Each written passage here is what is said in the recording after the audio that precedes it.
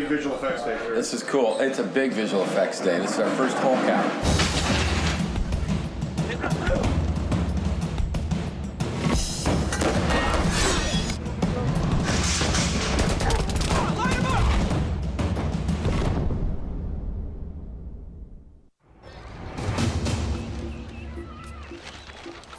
You know, Act 1's the Ghost in the Darkness. It's kind of a horror film. Act 2 is the full-on, in the daylight, knock-down, drag-out brawl between Hulk and all the hardware of the U.S. Army. He's about to say goodbye when he spots a soldier. The soldier makes a mistake, comes out, shows his rifle. They're here. And the Army just invades, and it leads to the centerpiece action scene of the film.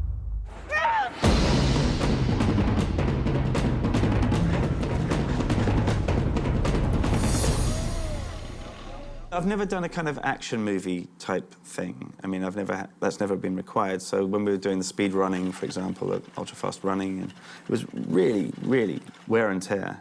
And I'm not, you know, I'm not young. So it really was, difficult. It was really difficult. Tim Roth was out there doing everything. Everywhere I turned around, he was on a wire doing things, running, and we had this speed run where we kind of dialed in where he had to run super fast. 3, 2, 1, action!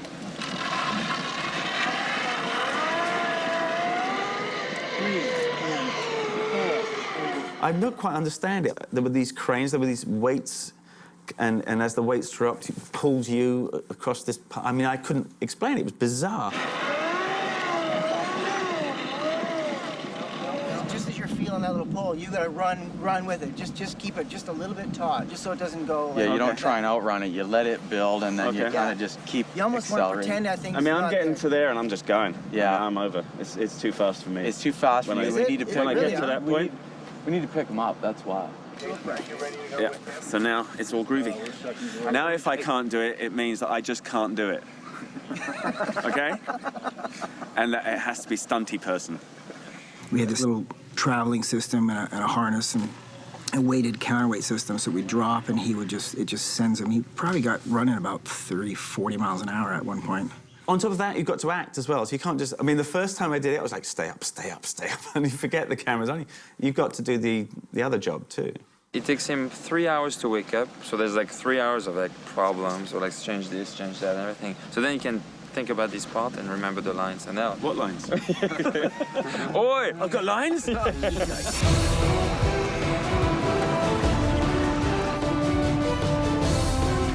that. Yeah, I look good from where I was. Yeah, nice.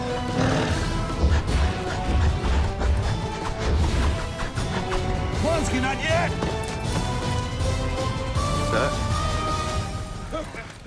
Look alive, this could get interesting. This is sequence 177 through 196. So what'll happen is, we know story-wise, Bruce entered the building, swallowed the chip, drank the water, runs through the stacks, and then the art department's going to put the lovely set piece on top of this overpass, and that'll be the glass pedestrian walkway that he enters. The storyline asked for a raised glass walkway, and what we looked at, I just saw it one day, and it just actually hit me, saying, we can use the infrastructure of this beautiful Gothic walkway, but put ours on top of it and seamlessly build it within the structure.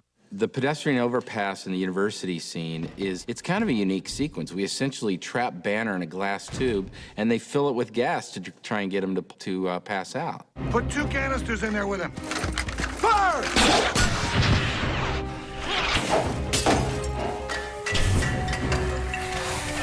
It fills up with smoke from the smoke grenades, and it was a question of how fast will it fill up. And quite often smoke machines put out a lot of smoke, but they're not necessarily fast.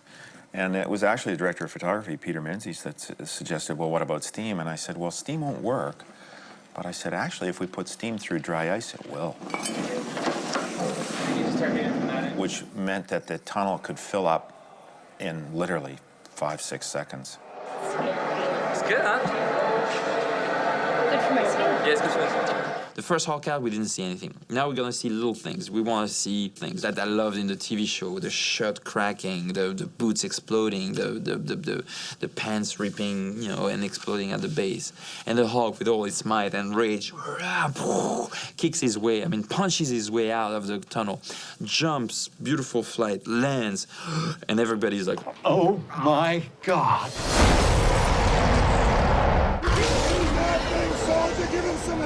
That's really the first time we see the full Hulk when he jumps out of that overpass. The biggest challenge is really that, you know, none of it actually happens. So this is pretty much the background plate. We're gonna layer in Hulk busting out of the tunnel here, so there'll be broken metal and flying glass and lots of debris flying out. Hulk will stand there and he roar, and then he jumps down and takes off into Morningside Park. Alpha team, let him have all of it. I think the statue's unique in a way. I mean, it's always fun to watch the Hulk pick up a Humvee and beat the crap out of a statue and then use parts of it as a shield. That's unique. I don't see that a lot in the world myself. BLONSKY, now you're up. Pa, pa, one. Pick up the shield. Pa, pa, two, pa, ping. Okay, ka, three. Pa, boom, that explodes. Remember me?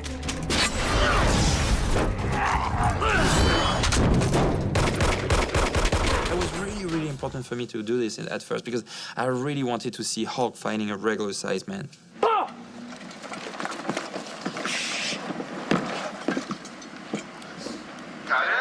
The stunt guys were extraordinary, you know. They came up with all kinds of weird ideas. Yes, I'm okay. I believe I can fly. Another rehearsal, right?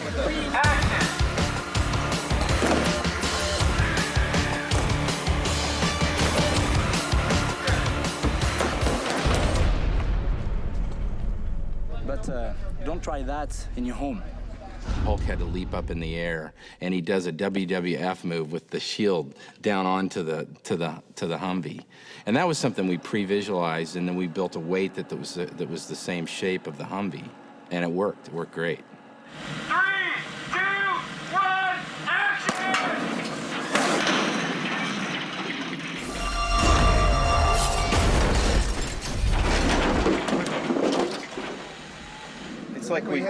It's like we dressed it. You know, it looks just like it should. It's good. And the cable cutter survived underneath. One of the things that I think we're going to be really proud of at the end of this movie is the exclamation point, which is the Apache crash. Where's the gunship?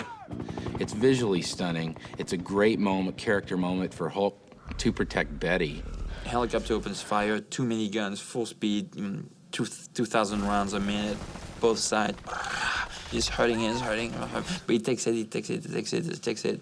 And then the helicopter is close enough, he turns around and he sees the helicopter, and he's got one more shield with him, and he throws the shield at the helicopter, slicing the rotor off, and the helicopter comes crashing, and Hulk just curls up in a ball of Betty. Betty! This is one of our biggest events, especially in the university raid.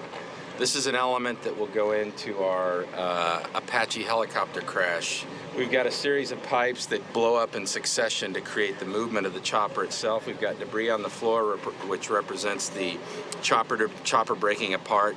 And then we'll add a computer-generated chassis that pops up in the air. The rotor mechanism will fly right over Hulk's head and hit the ground right into camera. So it's going to be a pretty cool shot.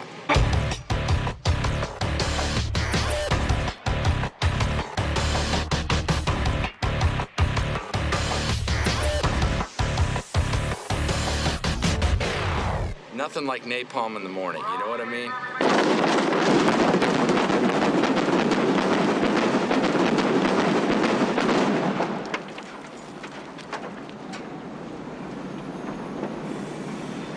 The wind actually gave us a nice Yeah. definition. It Yeah. kept it, Some good stuff coming off the top. It was great. Stellar success. Another fine effects package from Arthur and Laird on this movie. fantastic. Good on them, yeah. In a way, that one shot exemplifies a lot of things we're doing in the movie character-wise.